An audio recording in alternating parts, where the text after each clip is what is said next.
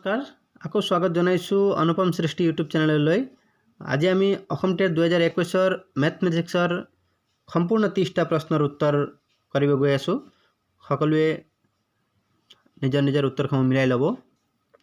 প্ৰথম প্ৰশ্নটো হৈছে খাতাৰ প্ৰথম 4টা গুণিতক হ'ল option A 1 2 5 7, option B 7 9 11 17, option C 7 14 21 28, option D 35 42 49 56।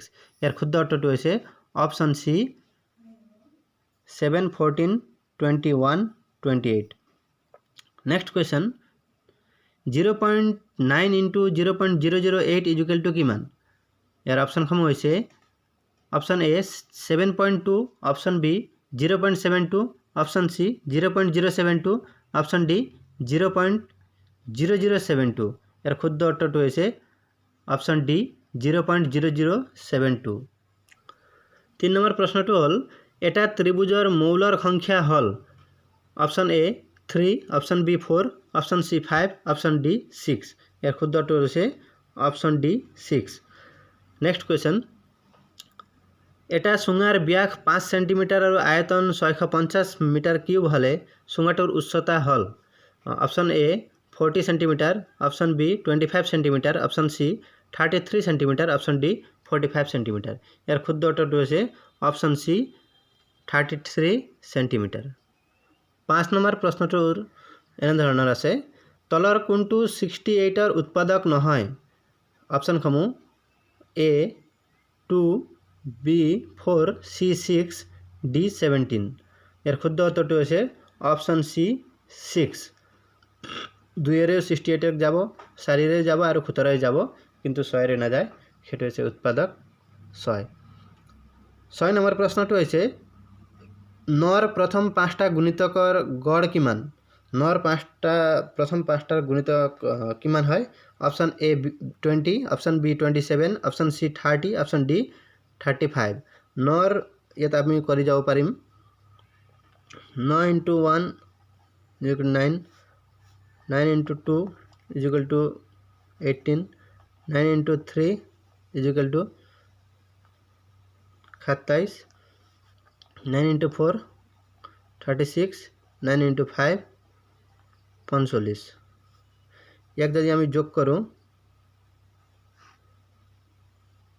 যোগ কৰতে ওলাব 135।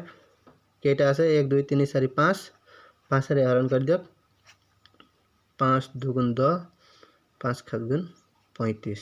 শুদ্ধ উত্তৰটো হৈছে option B 35। B is right answer. Next কুৱেশ্যনটো হ'ল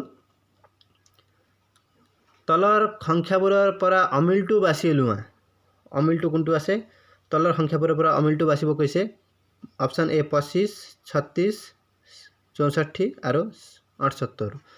ইয়াৰ শুদ্ধ উত্তৰটো হৈছে 78। 5ৰ স্কুৱেৰ 25, 6ৰ স্কুৱেৰ 37,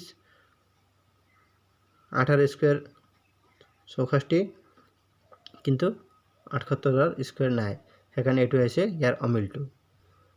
8 নম্বৰ প্ৰশ্নটো এ আৰু বি = 5 সেন্টিমিটাৰ, এ চি = 3, এ চিত 6% বঢ়াই দিয়া হয়, তেন্তে চি বি সমান কিমান বুলি আছিল কুৱেশ্যনটো। তো প্ৰশ্নটো অপশ্যন আছিল 6%, 7%, 8%, 9%। 8 নম্বৰ উত্তৰটো হ'ব অপশ্যন ডি 9%। 9 নম্বৰ প্ৰশ্নটো হ'ল তলৰ কোনটো অযুগ্ম সংখ্যা নহয়? Option A 225, option B 233, option C 391, option D 370। ইয়াৰ শুদ্ধ উত্তৰটো হৈছে অপশ্যন ডি 370।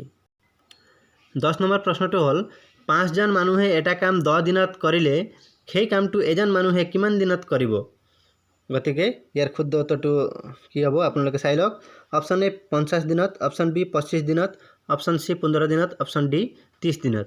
ইয়াৰ শুদ্ধ উত্তৰটো হৈছে অপশ্যন এ 50 দিনত।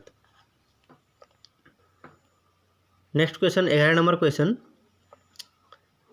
এজন দোকানীয়ে এটা বস্তুৰ কিনা দামতকৈ 30% বৃদ্ধি কৰে, কিন্তু বিক্ৰীৰ সময়ত 10% হ্ৰাস কৰে, তেওঁৰ লাভ হ'ব কিমান % লাভ হ'ব? ইয়াৰ শুদ্ধ উত্তৰটো হৈছে আপোনালোকে চাই লওক option A 21%, option B 20%, option C 18%, option D 17%। ইয়াৰ শুদ্ধ উত্তৰটো হৈছে অপশ্যন ডি 17%। 12 নম্বৰ কুৱেশ্যন, এডাল ৰেখাৰ শেষ বিন্দুৰ সংখ্যা হ'ল, এডাল ৰেখাৰ শেষ বিন্দুৰ সংখ্যা হ'ল, বিন্দু এডাল ৰেখা টানি ললোঁ, ইয়াৰ শেষ বিন্দুৰ সংখ্যা কেইটা আছে? 2টা, সেইকাৰণে option C is correct. Next question হৈছে 14 নম্বৰ, 7/8 - 8/11 = কিমান? ইয়াৰ অপশ্যন এটা দিয়া আছে, আপোনালোকে চাই লওক এ বি চি ডি। ইয়াৰ শুদ্ধ উত্তৰটো হৈছে অপশ্যন বি 13/88। 15 নম্বৰ প্ৰশ্নটো হ'ল, যদি 2994 হৰণ 14.5 = 172 হয়, তেন্তে 29.94 হৰণ 1.45 = কিমান? ইয়াত প্ৰশ্নটো চালে আপোনালোকে উত্তৰ দিব পাৰিব। 2994 হৰণ 14.5 দিয়া আছে আৰু ইয়াত খুজিছে 29.94 হৰণ 1.45। এইটো প্ৰশ্নটোকে ইয়াত অলপ খেলি মেলিকৈ দিয়া আছে, আপোনালোকে চালে উত্তৰ ওলাই যাব। ইয়াৰ অপশ্যন কেইটা আছে?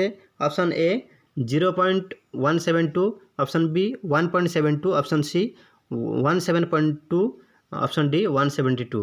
ইয়াৰ শুদ্ধ উত্তৰটো হৈছে অপশ্যন চি 17.2। 16 নম্বৰ প্ৰশ্ন হৈছে 999 আৰু 3000 মাজত 4টা অংক বিশিষ্ট সংখ্যা হ'ল। ইয়াত কেইটা 4টা অংক বিশিষ্ট সংখ্যা আছে?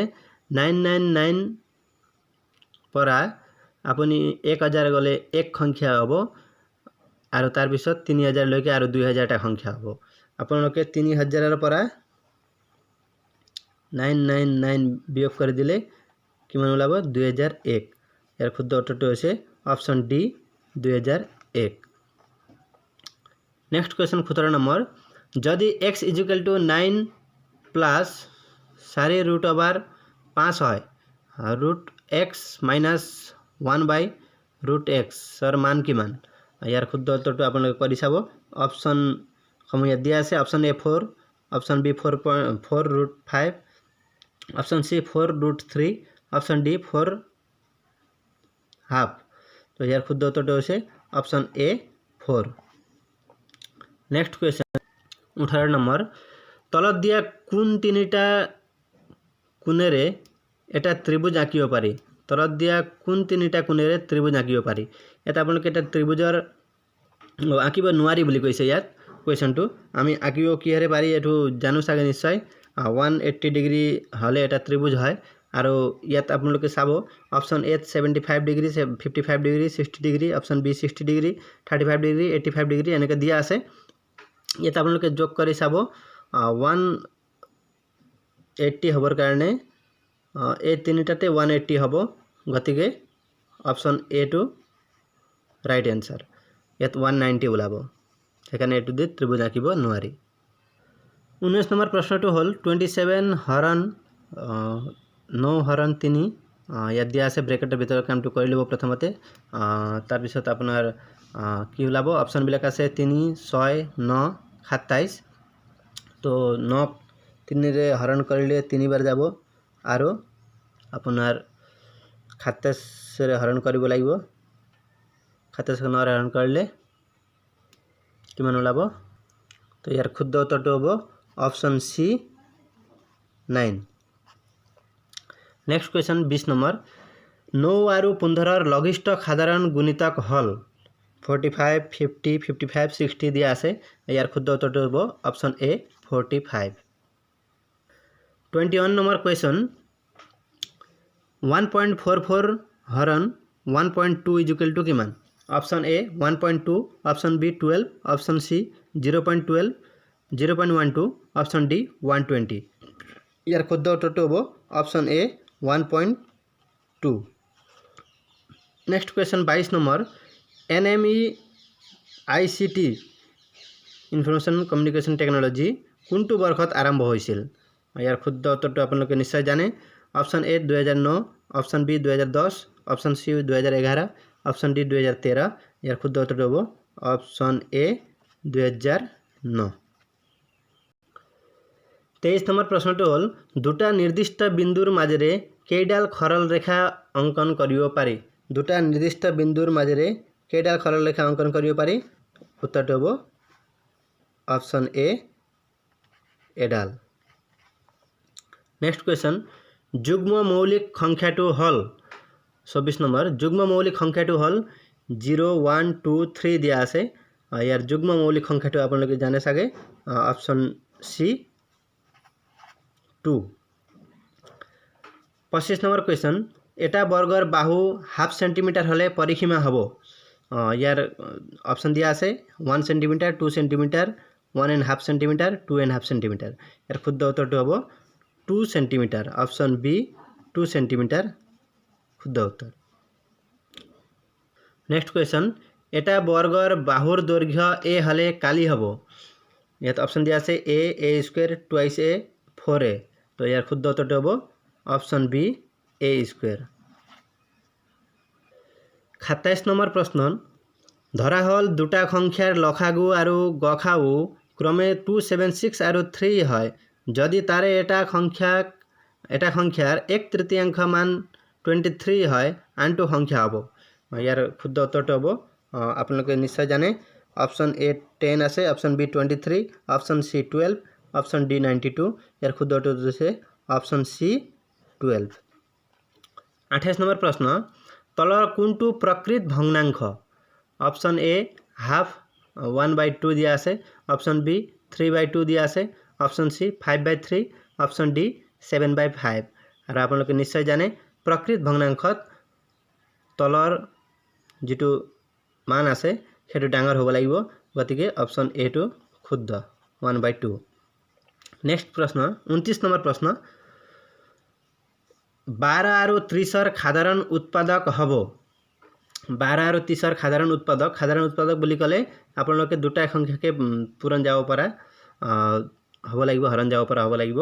তো ইয়াৰ অপশ্যন দিয়া আছে option A 6, option B 12, option C 15, option D 30। তো ইয়াৰ শুদ্ধ উত্তৰটো হ'ব অপশ্যন এ 6। নেক্সট কুৱেশ্যন, অন্তিম প্ৰশ্ন 30 নম্বৰ প্ৰশ্ন, এটা ঘনকৰ আয়তন 64 সেন্টিমিটাৰ কিউব হলে ঘনকটোৰ বাহুৰ দৈৰ্ঘ্য হ'ল। ইয়াত অপশ্যন দিয়া আছে option A 2 centimetre, option B 4 centimetre, option C 6 centimetre, option D 8 centimetre.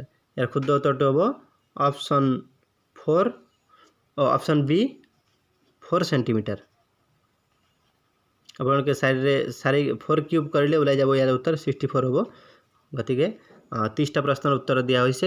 আপোনালোকে কেনেধৰণৰ শুদ্ধ উত্তৰ দিব পাৰিছোঁ আপোনালোকে কমেণ্ট বক্সত জনাব আৰু আগন্তুক ভিডিঅ'লৈ অপেক্ষা কৰিব। এই ভিডিঅ'খন শ্বেয়াৰ কৰিবৰ কাৰণে অনুৰোধ জনাইছোঁ। ধন্যবাদ।